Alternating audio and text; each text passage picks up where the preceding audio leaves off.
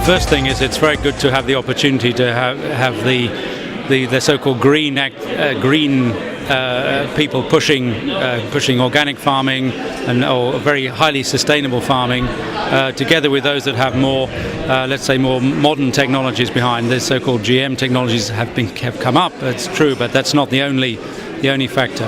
I think to have those two groups talking together, and I think not that there was a real consensus, but you could see elements of a consensus emerging, that some sort of combination between the so-called organic farming protagonists and those which would be prepared to use more modern technologies as well, there was something to be learned from both sides. So that for me was one very important thing.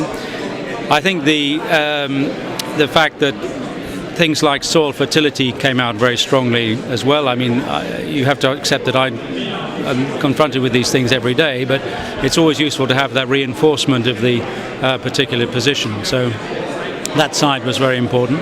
I think the general question about not having enough information really on what inputs are going into agriculture, what the main stresses and strains are in terms of population demand, world population demand.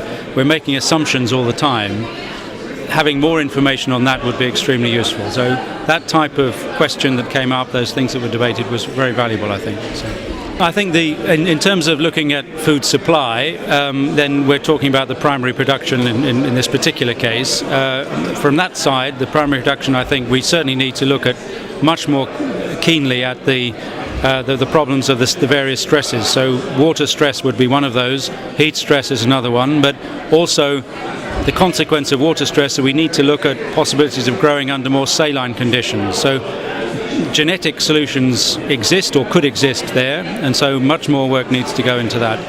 I think we mentioned soil fertility. That's something which is extremely important to maintain, because one of the things that has happened because of the very high levels of inputs that have gone to agriculture in the past, that soil fertility has declined, and the measure of that being, let's say, soil organic matter. These are relatively easy things to sort out.